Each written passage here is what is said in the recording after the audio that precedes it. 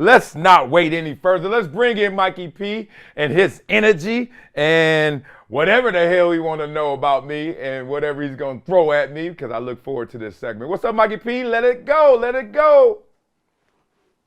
That dude. Happy Monday. All right. Happy Monday. So I got a funny story to open up with, because I'm still surprised that you don't know what Swedish fish are. No kidding. So on Friday, on Rapid Fire Friday, we asked you that question, and you said you didn't know what Swedish fish are. And then the next day, I am at a party, and there's this giant bowl of Swedish fish there. I have a picture. I'm going to send it for the show. Everyone's going to see this. Just so you know what it looks like, I'm going to send you a pack too. All right? Now, you're going to send me a pack? Now, just send a picture. Maybe you can save your shipping and handling. If I never had it before, you think I want your cooties coming cross country for some fish I ain't ate before? No, just send me a picture first. Text me first. All love. Appreciate you, brother. All right. But now the good stuff. Getting into the Warriors, okay?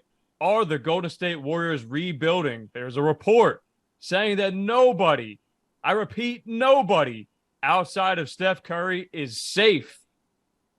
Do you think that they should rebuild? They literally just won the championship last year. Yeah, I think what they're recognizing is with Clay and the Achilles, Clay with the knee, etc. Like, Clay's not the defender he once was, and let's be real, he's not even consistent offensively like he once was.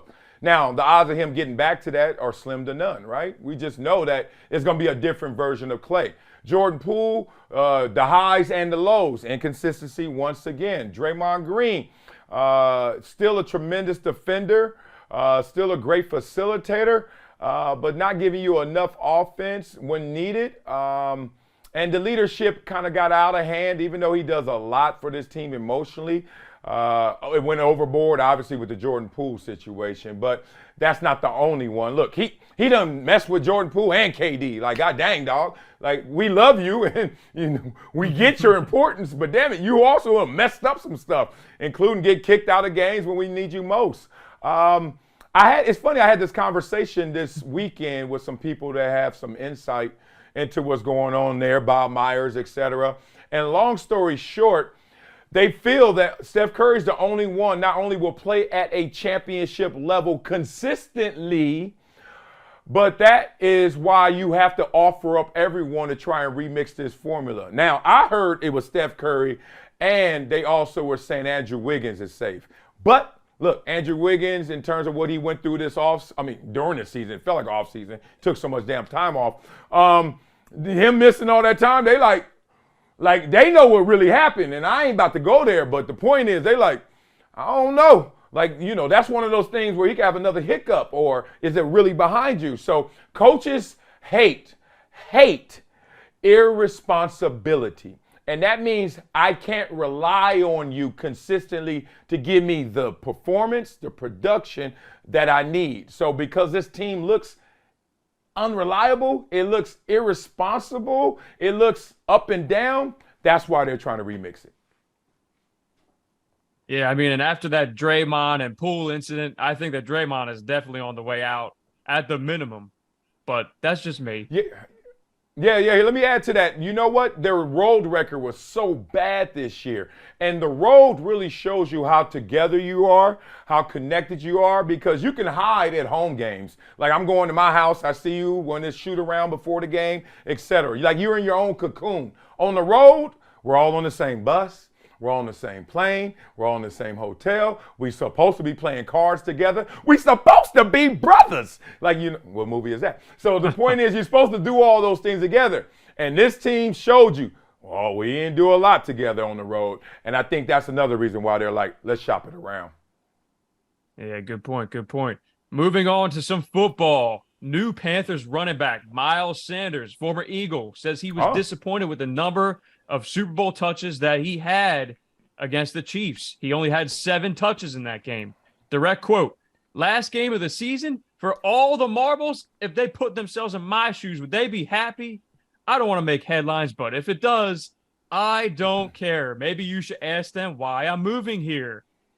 So, my question to you is, do you think if he had more touches than the 7 that he got, would it have changed the outcome of the game? Remember, the Eagles only lost by a field goal. Yeah, I think it would have impacted the game. It would have had an effect. They would have lost by less, so they would have lost by 2 or 1. I missed that. Y'all still going to lose. Y'all sorry. Y'all a sorrier team than them. Y'all going to lose if you asking me on paper. Nah, let's be real. Look, I hate complainers. I hate it. Whoa, Lord, I hate a complainer. Why? Because, one, I don't complain. So when I don't complain, I'm looking at you like, look, what the hell are you talking about? You act like I ain't sitting here with a laundry list of stuff that are issues. But I am greater than my greatest excuse. So I'm not going to use that as an excuse. That's why I don't complain. No other reason. I'm not high and mighty. Stuff gets to me like everybody else. It's just like, what's the point? I still got to do it. So why complain?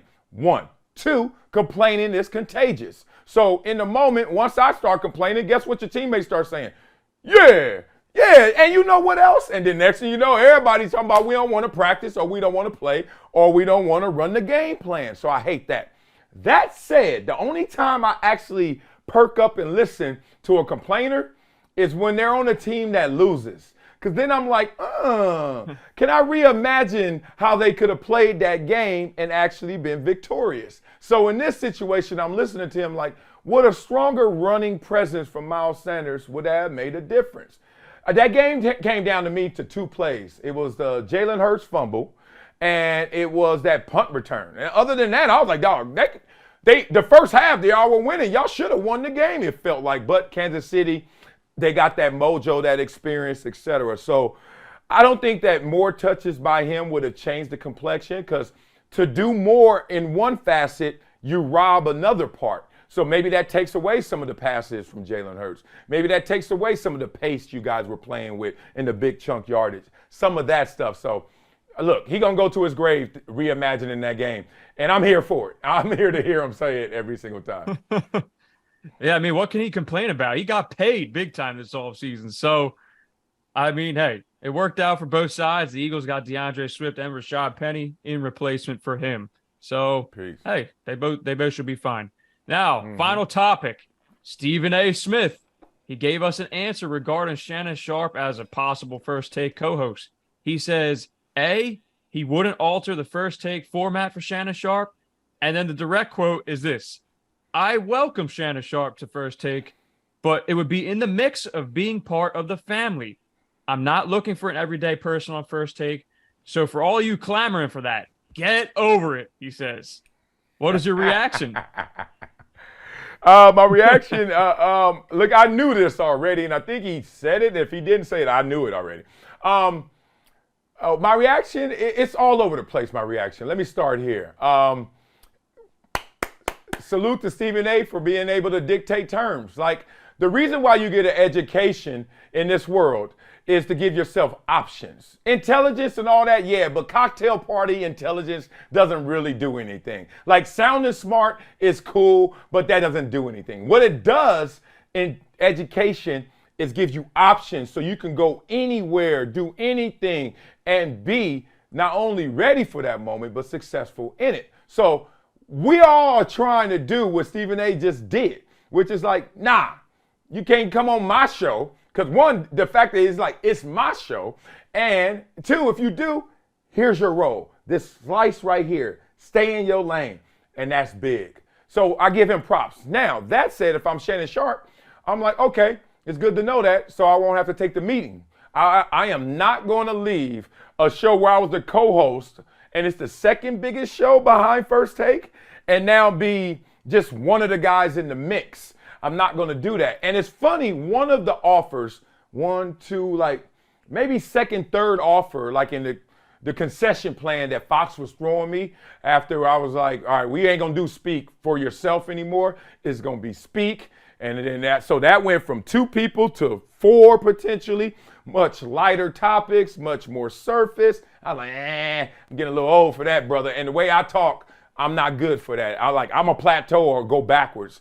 So then it was like, okay, first things first. I was like, that travels too much. That's in New York. Damn it. I ain't sacrificing for my career like that. See what happens to you when you get old? He's like, I ain't going nowhere. So I was like, nah. But the point is, one of the offers and opportunities was to go on other shows. Like, all right, Marcellus, you can go on all the shows and just be like kind of in the mix like they do at ESPN on First Take. And then I was like, nah, I'd rather do independent my own than just kind of be a slice of that. Now, some would say that that's a bad move. Some would say that's a good move.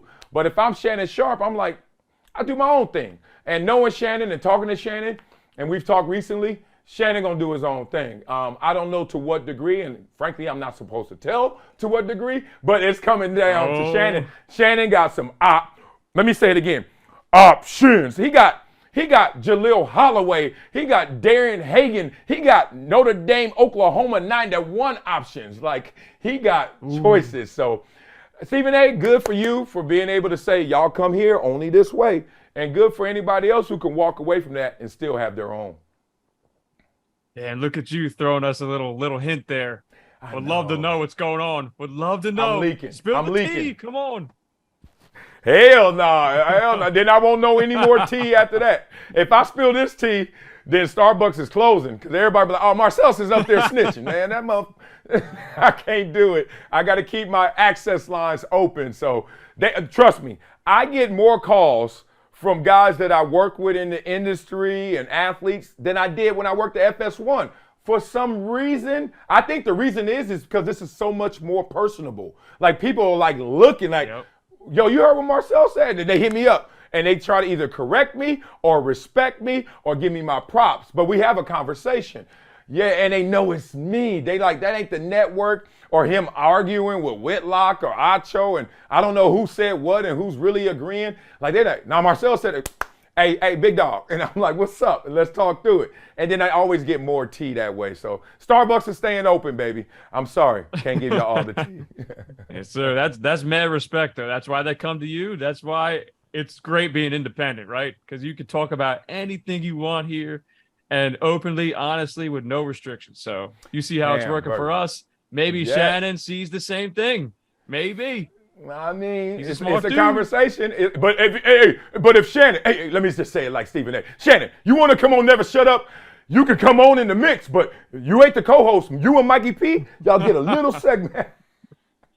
You imagine I said that? Man, hell no, that ain't happening. All right, Mikey P, I appreciate you, brother. Let's do it again, man. You had a deal? And fresh shirt, too. Look at that. Look at that. That boy, he been at the bottom of that honeycomb box. You remember the honeycomb box? You just go in there and get them iron-ons, get that letter. You get that letter, you be like, iron-on. I am too old to be talking about this.